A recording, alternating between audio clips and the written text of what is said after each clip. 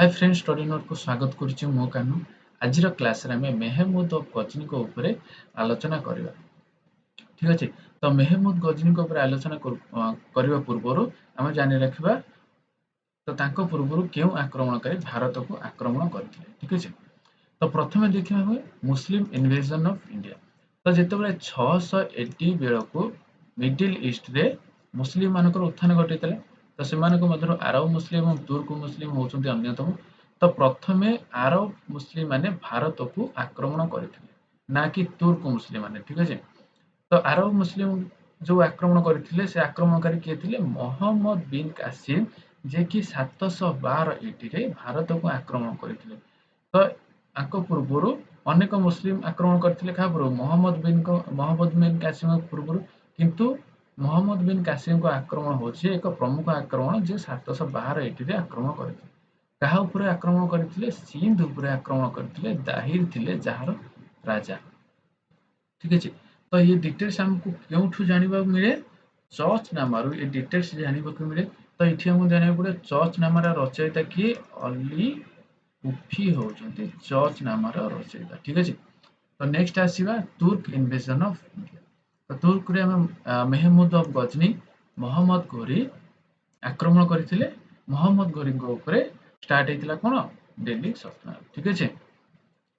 तो प्रथम देखिया तुर्क इन्वेजन रे आसी हमरो गजनवी डायनेस्टी।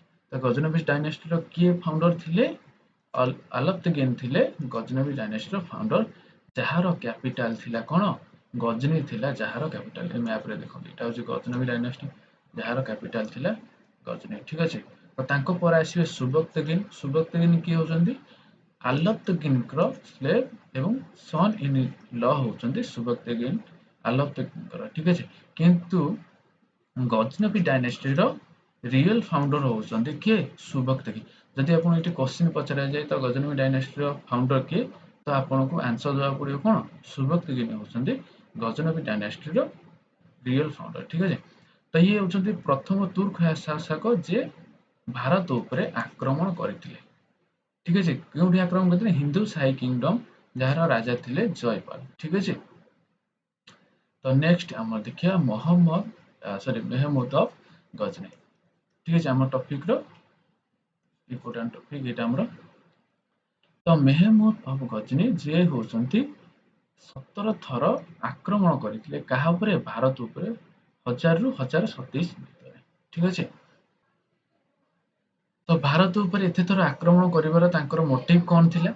तांकर मोटिव थिला भारत रे थिबा अजस्र धन संपत्ति को लुंठन करी गजनी को टोटल सेंट्रल एशिया एक पावरफुल रीजन हिसाब रे गठन करिवा तांकर थिला उद्देश्य। ठीक अछि। तो सेकंड उद्देश्य तांकर कोन थिला? इस्लाम धर्म को स्प्रेड करिवा टोटल सेंट्रल एशिया। ठीक अछि। तो सेति लागि तांकू सिखान और डिस्ट्रॉय ऑफ इमेज बोली तांकू कुहा जाय। ठीक अछि। तो नेक्स्ट देखियो तांकर मेजर अटैक कोन थिला भारत ऊपर?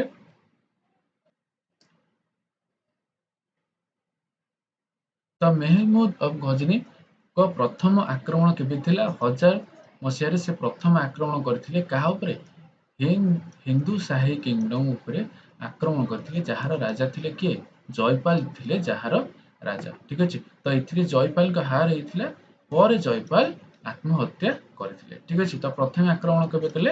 1000 मसिया रे प्रथमे आक्रमण करथिले हिंदू शाही किंगडम ऊपर के? मेहमूद ऑफ गजनी। ठीक अछि।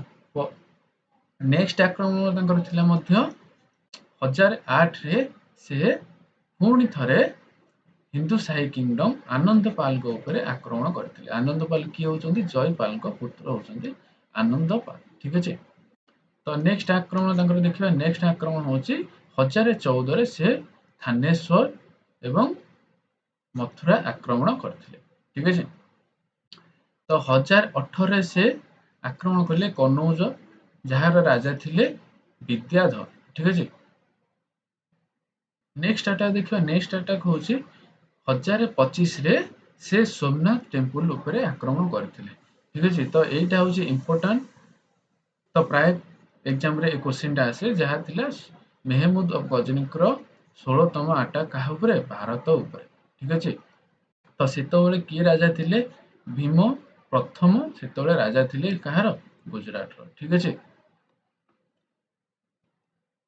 ନେକ୍ସଟ ଦେଖିବା, ନେକ୍ସଟ ହଉଛି ତ ମେହମୁଦ ଗଜନୀଙ୍କର ସେ ଥିଲା କିଛି ଇମ୍ପୋର୍ଟାଣ୍ଟ ଇନଭେଜନ ଯାହା ଥିଲା ଭାରତ ଉପରେ।